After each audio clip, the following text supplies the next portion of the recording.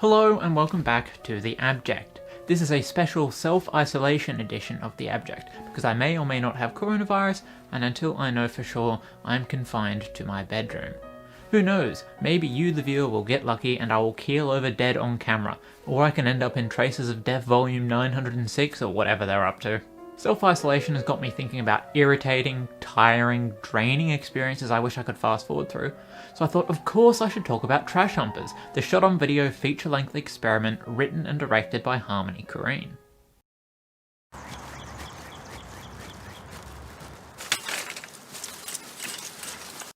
Just any old car.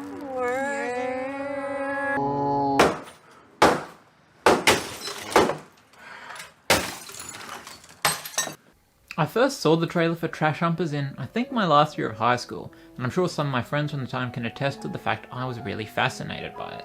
It seemed authentically dirty, it looked gross, funny, rebellious. It was like the platonic ideal of the sort of cinema I had started getting into at the time, from my burgeoning interest in guys like John Waters and York Bookwright. For those who don't know, Trash Humpers is basically a shot-on VHS found footage film following a group of deranged individuals who hump trash, smash TVs, occasionally murder people, and generally cause mischief. So just recently I finally logged into my Mubi account, sat down, and watched Trash Humpers. As I had feared, I found it mostly dull and only sporadically interesting. Actually, one of the first thoughts I had while watching the movie was, gee, this kinda reminds me of Jackass, but without that professional MTV type sheen. There's lots of scenes of them breaking things and doing stupid and potentially physically harmful things.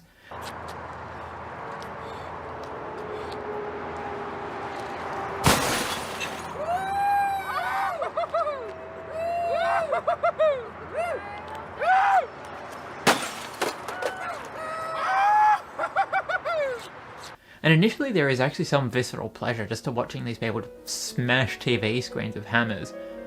But it only lasts so long. At a certain point it is so aimless that that pleasure recedes and you are left feeling quite bored.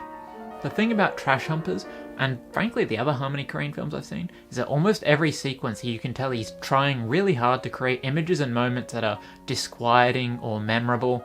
I think there's actually a quote from him you can find online where he talks about the importance of memorable images in a film and how that can really make or break a movie.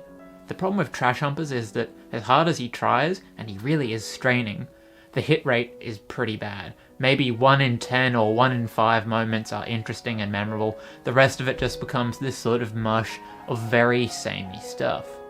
If I were to compliment the film, I would say that some of the aforementioned moments that do work are quite interesting, mostly towards the start of the film I found.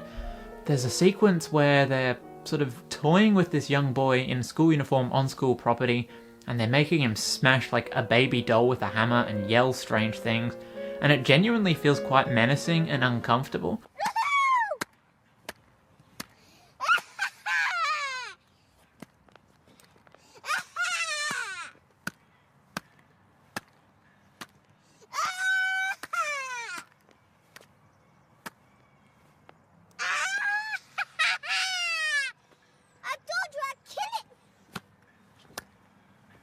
There's something authentically unpleasant about these moments, where it does feel a little bit deranged and a little bit unhinged, and not just like this art house performativeness that the rest of the film has.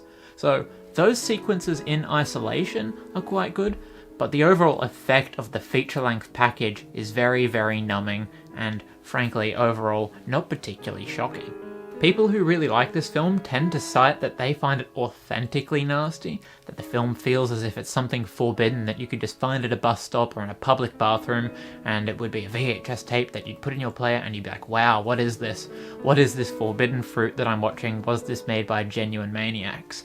You know, if people feel like that about the film, that's fine. I'm not going to try and ruin it for them, but certainly for me, the entire thing felt completely phony. It feels like Harmony Korine, knowing he has a certain reputation and trying really, really hard to live up to that reputation. So, look, if it works for you, that's fine. I'm not going to tell you what is and isn't shocking, but to me, the whole thing fell flat, and ultimately, I think Harmony Korine did this sort of stuff better in Gummo. Some of the quote-unquote shock tactics that Harmony Korine uses throughout the movie are, in my opinion, pretty piss weak. Like, there's a scene in the first half of the movie where the main characters are consorting with some overweight sex workers, and the movie really lingers on it for a bit, so I assume I, the viewer, am meant to find this in some way confronting or disturbing, but it's like, I'm not upset by overweight people, I'm not upset by sex work, I'm not really sure what Harmony is trying to get at here. It just feels like he is throwing absolutely anything at the screen to try and get a reaction, in a way that's actually a little bit conservative. Like, later on there's a scene where there's a guy in drag who's out in the street and he's yelling and singing songs or whatever, and I was like, am I meant to find a guy in drag upsetting or offensive to my values in some way? Did Matt Walsh direct this film? I don't want to cast too many aspersions on Harmony's character, but I actually will. But it feels like he's got 80 minutes to fill, and he wants to put as many things in there that he thinks might upset people as possible, and he reaches into a grab bag of very moralistic and conservative tropes about certain people on the margins of society, and frankly, I think it's just a little bit lame. Frankly, if you, dear viewer, wanted to watch a movie that has this sort of vibe, this sort of dirty, nasty vibe, I'd really recommend Harmony Korine's first film, Gummo. I think it's a really valuable and interesting film that is much, much stronger and much more shocking than this movie. Now, that is a movie that has really powerful and really moving images. It's a gross movie, but it's gross in a way that is interesting, and it doesn't feel forced, unlike Trash Humpers. It's like everything Harmony Korine wanted to say, he said in that first movie, and then when he tried to do the same thing 10 years later, it just flopped. I'd also, of course, recommend early John Waters. A movie like Desperate Living, that has a really, really grimy feel to it. When I first saw Desperate Living, it really kind of got under my skin. Even though it's a comedy, I found something about it really viscerally disturbing. And frankly, that was 1977 or something like that, and Harmony Korine is 40 years behind. Overall, Trash Humpers is more interesting conceptually than it is actually to watch as a movie. I can't endorse it, I can't say it's good, I can't recommend it. It's frankly a waste of time in my opinion. Look, if you're interested and it seems like it might be something you like, maybe give it a go, watch the first 10 minutes, see how you feel, or try and find like a best of Trash Humpers 15-minute compilation on YouTube, watch that instead, because I think Harmony Korine might actually be a fraud, and Trash Humpers is clear evidence that the Emperor has no clothes. Sorry.